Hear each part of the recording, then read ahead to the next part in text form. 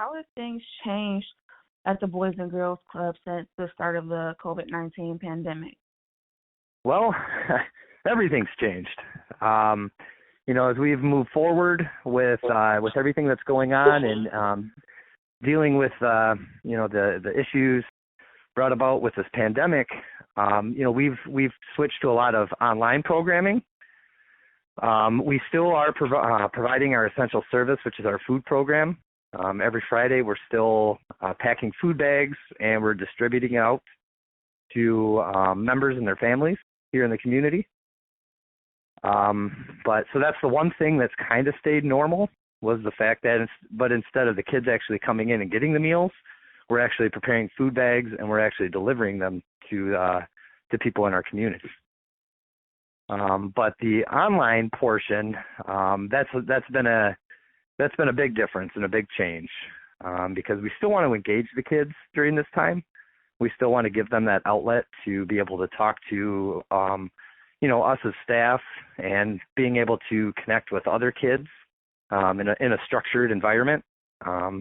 As we move forward as a state alliance with all the Boys and Girls Clubs in the state of Michigan, we're looking to provide a much more structured programming format so that the kids have, that added sense of safety online, and have that way to still connect with other kids and with caring adults and mentors, and still continue to get some of that club experience.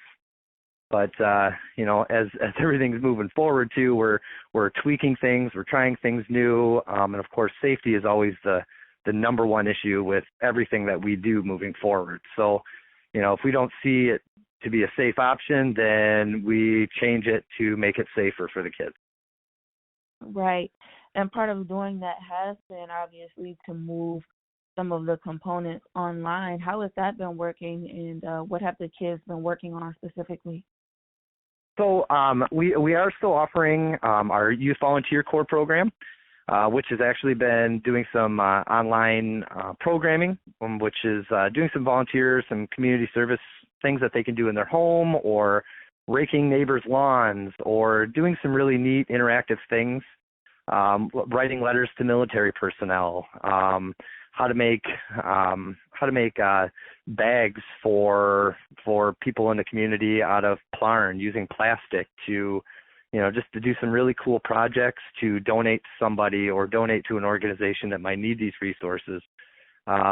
We have the YVC program actually tonight is going to be doing a movie night where we're getting kids through a online platform. We're getting kids together to enjoy a movie with some of our staff members and some of our older kids, watching some really cool things. So it's a way to, we're still, the biggest thing that we want to do is continue to try to engage the kids as much as possible and try to get them, alleviate some of that boredom and some of that pressure on the family structures on a daily basis, and give them that outlet.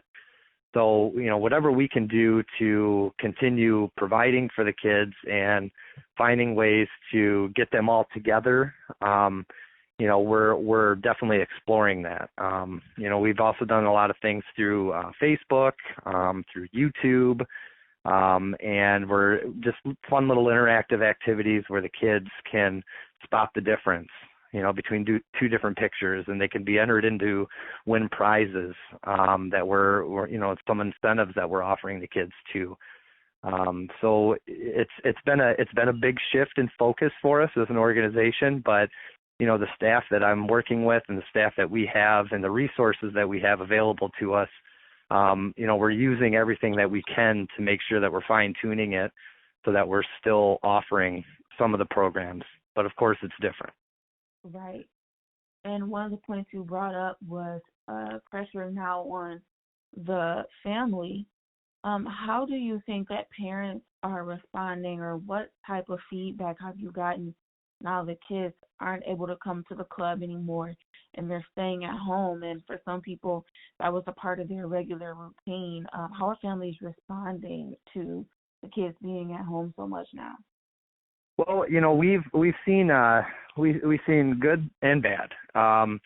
We've had parents that are extremely happy to be spending more time with their kids, but you add in that extra element of them trying to work and trying to still provide for the kids, and still, give that attention to the children on a day-to-day basis, is very taxing, and it can be very stressful. So, the programs that we're doing, we've had very receptive parents, and the kids, as us as staff, we miss the heck out of all these children. And we're starting to find out that, the kids really miss us too. So, and we're hearing more and more that the kids want to go back to school. The kids want to be in those social environments again.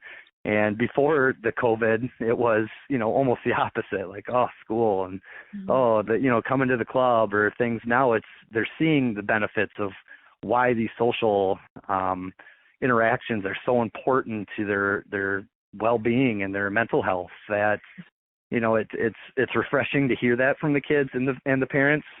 But at the same time, we're all stuck in a home. So, we're hearing that we're thankful that the kids are having some kind of a structure to being able to do educational items and being able to do things that, work their brain and creates and their creativity side. So we're seeing a lot of very receptive parents. They're just happy that things are being done to meet the needs of some of our kids in the community. Absolutely. And one important thing you touched on toward the beginning of the interview was the fact that the food program is still going on. Exactly how does that work, and how is that helping families? So we still have our vendor still comes in, and she and her daughter actually come in every Friday, and we as a staff, following all protocols and safety guidelines and district health department procedures and screening utilization. We come together and we make basically we're putting together weekend meals for kids. So any kid from the ages of 0 to 18 can benefit from this program. And what we're doing is, we're packing the food bags, and then each one of the staff members, we have a distribution list, and then once everything's packed, then we hit the vehicles and we hit the road and we go out and, we deliver it to every house that's on our list. Perfect. And is there anything else that you would like to add, or that you would like community members to know at this point in time? The biggest thing is that, we're all going through a lot of change. We're all seeing a lot of difference in our community. We're all coming together in a beautiful way, and we're all taking care of each other, and that sense of community, even though we're not able to physically see each other every single day, that sense of community is still felt by, the young people that are living here, and their parents. So whatever we can do to help each other and to pick each other up, we need to continue to do that. And, it's all about, the next generation. It's all about our current generation. So, as long as we, are supporting each other, we're all going to get through this. Perfect. Anything else you would like to add? No, if not, it'll be another 5-minute rant. So. Well, thank you again so much for your time.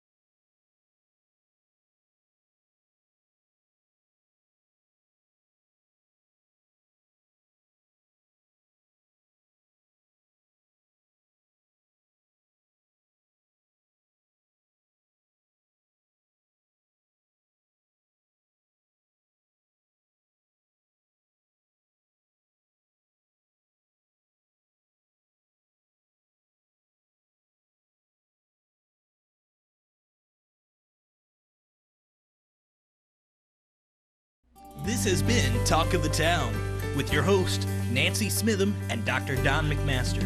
For a list of community events taking place in Northeast Michigan, please visit our website at wbkb11.com and click on our community link. This has been a Thunder Bay Broadcasting Corporation production.